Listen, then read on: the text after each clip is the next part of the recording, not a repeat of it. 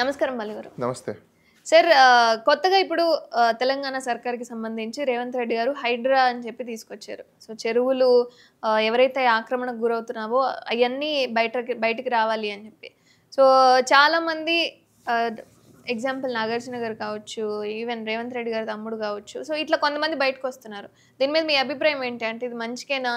So, ఒకటి ఇంకా ఈ రోజుటికైనా ప్రభుత్వాలు మేలుకున్న దానికి మనము నిదర్శనం తీసుకోవాల్సి ఉంటుంది. ఎందుకంటే సుప్రీంకోర్టు చాలా సార్లు చెప్పింది ఇల్లీగల్ కన్‌స్ట్రక్షన్స్, చెరువులు, నాలాలు, కట్టల మీద ఎప్పుడైతే ఎంక్రోచ్ చేస్తున్నారో వాళ్ళని ఇమ్మీడియేట్‌గా తొలగించండి అని చెప్పేసని ఎప్పటినుంచో సుప్రీంకోర్టు చెప్తూనే ఉంది. హ్మ్. కానీ ఈ ప్రభుత్వ అధికారులు గాని, ప్రభుత్వాలు గాని మేలుకోలేదు. దాని మీద దృష్టి కూడా పెట్టలేదు. హ్మ్. అయితే ఈరోజు తెలంగాణలో కాంగ్రెస్ సర్కార్ ఆ పని చేయడం అనేది హర్షించాల్సిన అవసరమే.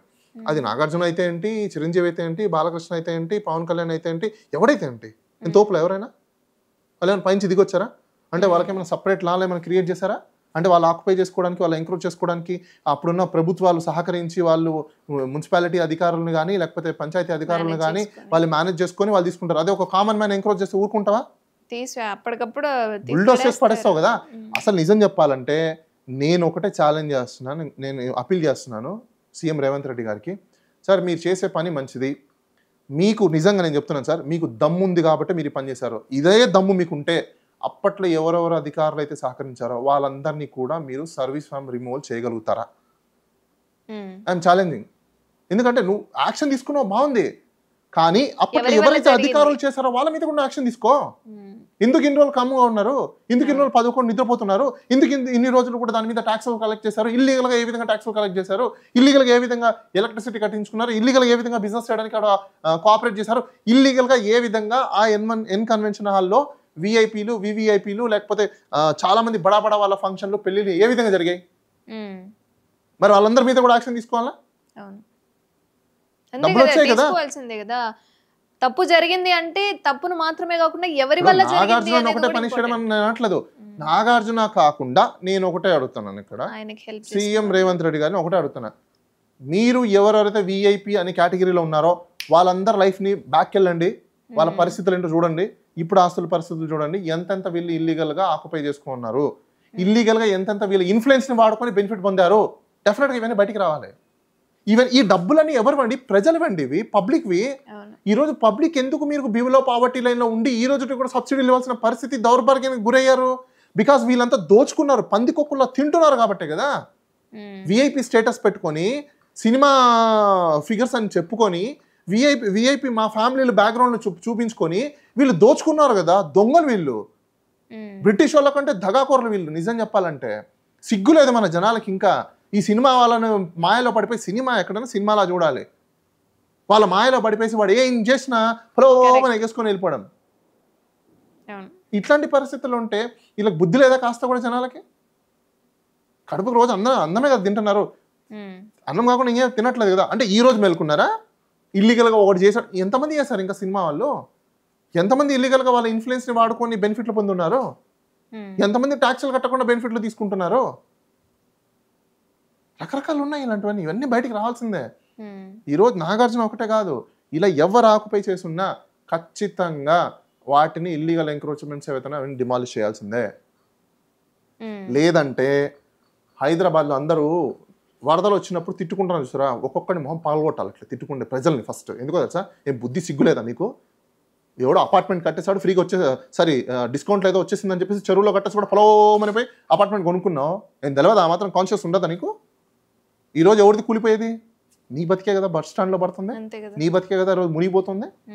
ఇప్పుడు అలాంటివన్నీ తొలగిస్తే కానీ మిగతా వాళ్ళ పరిస్థితులు బాగుండవు. ఎవ్రీ ఇయర్ ఏంటి ఇది సైకిల్? ఎవ్రీ ఇయర్ ఏంటిది? ఎందుకు పోతున్నాయి? నువ్వు న్యాచురల్గా వెళ్ళాల్సిన రూట్ వాటర్ని నువ్వు అడ్డగట్ట వేసేసి దాన్ని ఆక్యుపై చేసేసుకుంటే ఊర్లకు రాకుండా ఏం చేస్తాయి? ఇంకా హైదరాబాద్లో ఎందుకు మునిగిపోతుంది అంటే బికాస్ నువ్వు యాక్షన్ తీసుకోవట్లేదు. చెరువుల్ని, కుంటల్ని, నాలాల్ని నువ్వు కాపాడట్లేదు. ఎంకరేజ్ చేసేది ఎవరు? ఎవడో ఒక బడబాబు ఎంకరేజ్ చేస్తాడు, వాడు దాంట్లో లేఅవుట్ వేస్తాడు, దానికి పర్మిషన్ మున్సిపాలిటీ వాడో పంచాయతీ వాడో ఇస్తాడు, కార్పొరేషన్ వాడో ఇస్తాడు. ఆ పంచాయతీ అప్రూవల్ని చూసుకుని ఇంకోటి మార్కెటింగ్ చేస్తాడు. గృహ కాంప్లెక్స్, ఈ కాంప్లెక్స్, ఆ కాంప్లెక్స్ అంటారు. వీళ్ళు మన వాళ్ళు పట్టుకొని కార్లు వేసుకొని పోయి వాళ్ళని వెనకమ్మడిపోయి సార్ నాకు 10% డిస్కౌంట్ ఇవ్వండి, 20% డిస్కౌంట్ ఇవ్వండి. ఇక్కడ పైనుంచి ఫ్లైట్ వస్తుంది, కింద నుంచి భూమిలోంచి షిప్ బయటకు వస్తుంది. మీకు ఈ రోజు ఈ రేట్ ఉంది, రేపు 10 రోజులకి మీకు పెరిగిపోయింది. బుర్రలు ఉన్నాయి కాస్తైనా. ఎప్పుడుది ఏంటి అనేది ఓఆర్ఆర్ వస్తుంది, నీ కింద నుంచి పోయిద్ది, ఓఆర్ నీ పై నుంచి పోయిద్ది. నీకు ఎందుకు ఓఆర్ నాకు అర్థం కాదు. దానివల్ల డబ్బులు పెరుగుతాయి అంటే అది ఎట్లా పెరుగుతాయి నాకు అర్థం కావట్లేదు అసలుకి. Land over the night land cost నాకు తెలిసి ప్రపంచ దేశంలో ఎక్కడైనా ఎవ్రీడే ల్యాండ్ కాస్ట్ పెరుగుతుందంటే అది ఇండియా ఒకటే.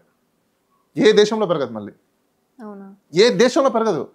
ప్రతి దేశాలలో కూడా ఎవ్రీ 10 yearsకి ఒకసారి అసెస్మెంట్ చేసి వాల్యుయేషన్స్ చేసి పెంచుతారు తప్ప ఇది పర్సంటేజ్లో. కానీ అబ్నార్మల్గా పెరిగే ఏకైక కంట్రీ ఏదన్నా ఉందంటే నన్ను అడిగితే అది ఇండియా ఒకటే.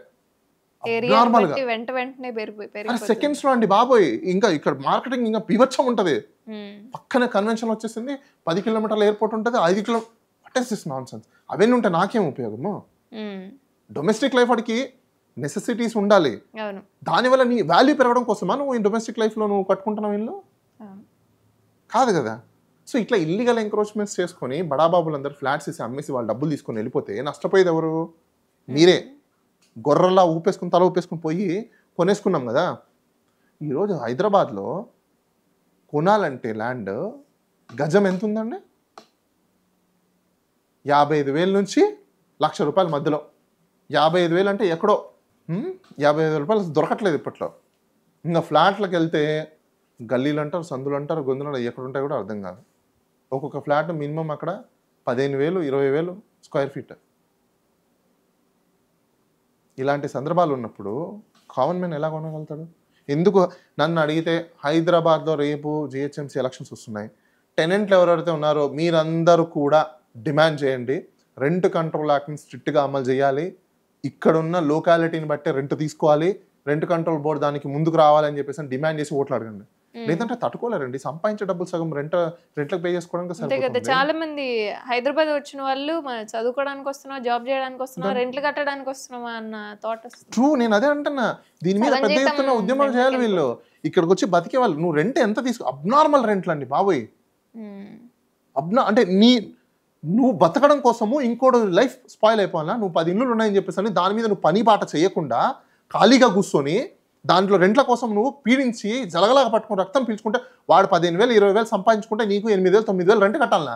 ఎవడి బాబు వస్తుంది? నిన్ను ఎవడు తీసుకోమన్నాడు అన్నిలో? సీలింగ్ యాక్ట్ ఎందుకు అమలు చేయట్లేదు? సీలింగ్ యాక్ట్ అమలు చేస్తే ఒకటికి ఒక ఇల్లే ఉండాలి, 2 ఇళ్ళు ఒక లిమిటేషన్ పెట్టండి. వాట్ నాన్సెన్స్ ఇది?